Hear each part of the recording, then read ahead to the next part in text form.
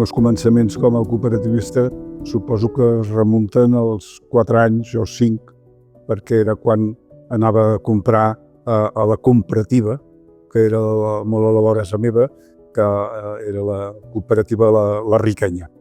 Anava a comprar allà i paral·lelament a això, el meu avi era soci de les cooperatives i va ser president de la cooperativa L'Estrella. Quan vinculo el cooperativisme d'una manera directa i vital és quan tinc 20 anys que per casualitat m'ofereixen una feina de llibreter, una secció que volia muntar Unió de Cooperadors de Mataró al centre de la ciutat. Era un local de molt pocs metres, 10 metres quadrats o una cosa aquesta així. En aquell moment Unió de Cooperadors tenia l'activitat econòmica, tenia un supermercat que tranques i barranques anava funcionant, però va arribar un moment on va anar tan just que van decidir que es tancaria. Una miqueta abans de la voluntat de tancar el supermercat, varen decidir que ens associàvem al llibreter que tenia Unió de Cooperadors amb un equip d'una llibreria molt coneguda a Mataró, que era la llibreria Capgròs, i varen fundar la llibreria Robafades, que després va ser Cooperativa Robafades. Al 75 es tanca el supermercat i només queda com a activitat econòmica la llibreria Robafades. La cooperativa tenia diverses seccions. Va agafar una cooperativa d'habitatges i li van posar el nom de Cooperativa d'Habitatges Unió de Cooperadors de Mataró. Hi havia la comissió social de Unió de Cooperadors, que era la que feia les activitats culturals, i una campanya de la joguina que feia un cop a l'any, i mentre anaven funcionant. Unió de Cooperadors en aquell moment va tenir una crisi profunda interna de desavinença entre l'Assemblea i el Consell Rector. El Consell Rector, amb el seu president, va decidir que plegava i aleshores es va quedar sense poder legítim o legal la Unió de Cooperadors.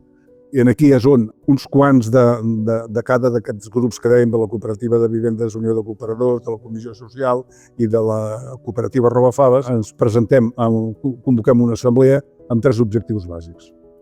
L'un, l'aclariment econòmic de l'última època, amb el tancament del supermercat, etc. L'aclariment jurídic, perquè havia quedat penjada la legalitat de la Unió de Cooperadors, i la recuperació del patrimoni. Els 2 primers temes van ser relativament fàcils, perquè era posar ordre, l'advocat que gestionés, etc. Vam tenir la inestimable ajut de la cooperativa del col·lectiu Ronda, vinculat també personalment a la Unió de Cooperadors com en el cooperativisme en general, com després s'ha pogut veure.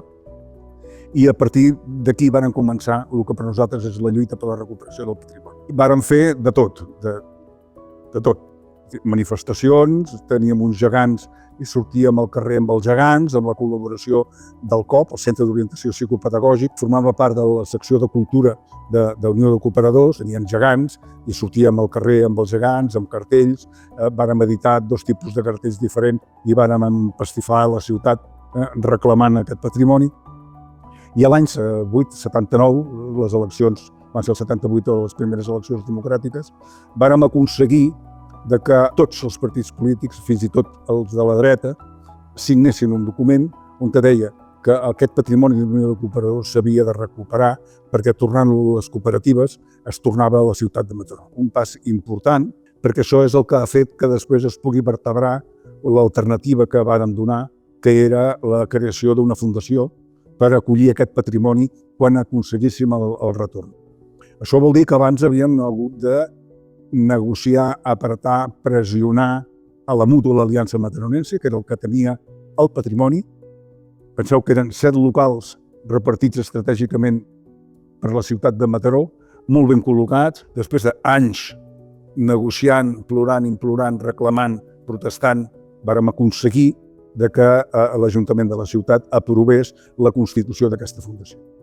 I aquesta fundació, a partir de les negociacions que vàrem acceptar que fes l'Ajuntament amb els, en aquell moment, actuals propietaris del patrimoni, perquè la Mútua, com us podeu imaginar, el que havia fet havia sigut quedar-se'ls, però a través de societats fantasmes, una que es deia Reparada S.A., una altra que es deia Ribemont SL, no sé què, aquestes societats.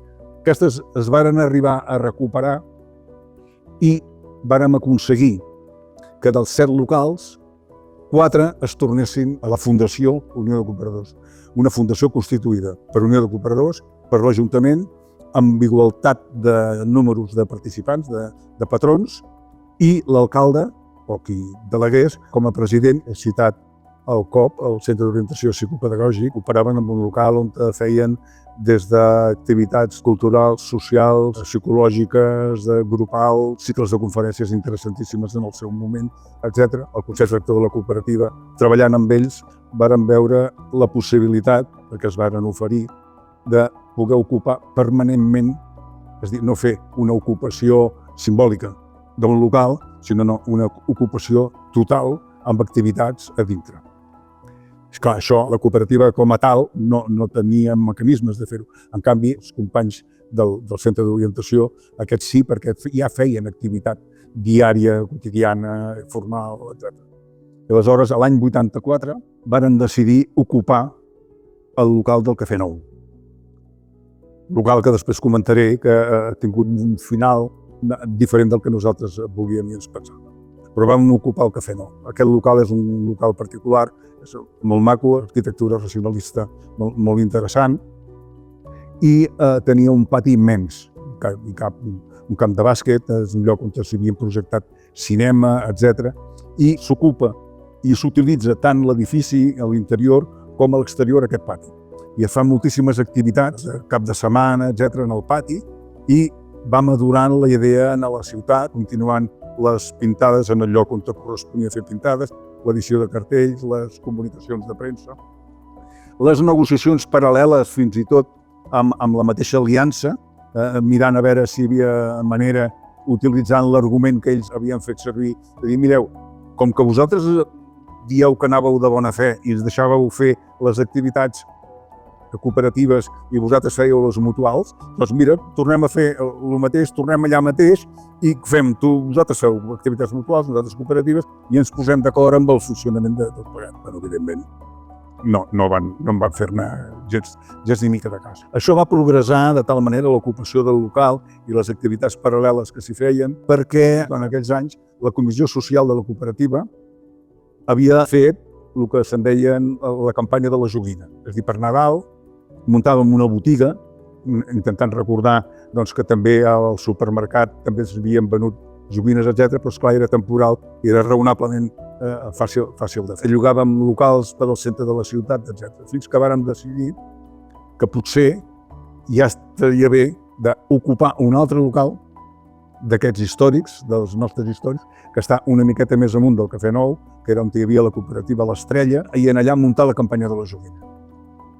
I això ho vàrem fer durant diversos anys també, a nosaltres al mateix Ajuntament, que començàvem a pactar, a negociar, a parlar de la fundació, etc. Ens varen desnonar, ens varen fer fora, perquè van venir la brigada municipal a la nit, varen treure les coses nostres, etc. i que vàrem aconseguir tornar-ho a recuperar. Amb la paradoxa de que l'alcalde era el meu antecessor com a president de la cooperativa, aquell que vam tenir la crisi en l'assemblea de la renovació que nosaltres n'hi diem. Aquesta és la feina més important. Després hi ha hagut les feines de la negociació amb l'Ajuntament, tant per la constitució de la Fundació com per l'esclariment d'aquests locals, que són 7 locals. 4 que s'han recuperat. Un, impossible de recuperar perquè ja no existeix, ja no. Era una casa de cos, una casa petita, que era on hi havia hagut la cooperativa La Taona, un forn de pa que subministraven a les cooperatives. Després tenim la Riquenya, al carrer Cristina, tenim l'Estrella i tenim el Cafè de Mar, aquest edifici on estem, que aquest va quedar afectat per un peri urbanístic, una redistribució, mentre era de l'Aliança, i això s'ho va quedar l'Ajuntament. A canvi, la mútua de l'Aliança es va quedar un parell de pisos. Aquest edifici és municipal i tenim una sessió de 100 anys perquè la Fundació hi estigui treballant i d'aquí 100 anys, que hi hagi, ja decidirà què fa. Hi ha un altre edifici que m'he descuidat, que era on hi havia el magatzem central. hi havia on hi envasaven el lleixiu, on feien diverses operacions i tenien els magatzems per distribuir. Fins i tot tenien un trenet intern, era un edifici molt gran. Aquest ha tornat a la fundació, també, en diferents espais de la mateixa zona, perquè també es va fer un peri per distribuir l'urbanització del polígon aquest. I després tenim el Cafè Nou, que aquesta és l'espina clavada que tenim tots els cooperadors, perquè el gerent i propietari de la immobiliària, l'immobiliària de Residència Mataronina, aquest es va tornar de missa amb el temps i va jurar que mai tornaria a Unió de Cooperadors, perquè ell era viu quan ja començaven a haver-hi el retorn dels edificis, etc. I va deixar un testament que ho deixava el Patronat Sagrada Família del Centre Catòlic de la ciutat. I ha sigut així. Llavors, nosaltres, com que continuem la reivindicació reclamant aquest patrimoni, hem aconseguit que aquest edifici no sigui, és a dir, sigui municipal. L'Ajuntament ha hagut de pactar amb el Centre Catòlic perquè no ha renunciat absolutament a res, bo sabent que era una estafa, però aquest edifici ara actualment ja és municipal. I és on nosaltres hi tenim aquesta biblioteca que tenim aquí dalt, que és el segon tros de la biblioteca de la Unió de Cooperadors. A veure, jo diria que la consciència de la ciutat, dels ciutadans, més que de la ciutat, dels ciutadans d'una franja d'edat, tenien molta consciència del valor de la Unió de Cooperadors i és difícil trobar objectors a el que deia Unió de Cooperadors. Tant els articles de premsa, directament en contra del diari del Movimiento, per exemple, no n'hi havia. Hi havia alguna cosa sempre parlant de la bonesa de la idea de Unió de Cooperadors. Jo recordo les assemblees que hi havia des de gent d'Unió Democràtica, gent de Convergència, socialistes, comunistes, autònoms, no laborals, sinó autònoms i autogestionaris en general dels que coneixíem. Mai havíem hagut de discutir una postura. Només la vegada aquesta que ens vàrem enfrontar amb l'Ajuntament en aquell moment socialista. Però la setmana abans havíem estat negociant i la setmana següent continuàvem negociant. Però, a part d'això, jo diria que, diguéssim, genèricament d'esquerres, però clar, no és veritat, perquè hi havia Convergència, perquè hi havia Unió Democràtica, i les reunions que nosaltres havíem fet a vegades amb diversos partits simultàniament, perquè anàvem mantenint, donant-los la tabarra i demanant-los l'ajut en els acords municipals, etc., eren molt obertes. Havíem anat a veure a tothom, fins i tot havíem anat a veure els monàrquics. Em sembla que eren dos, però no dos de coneguts, esclar, ara de Montquart, no, eren dos de coneguts.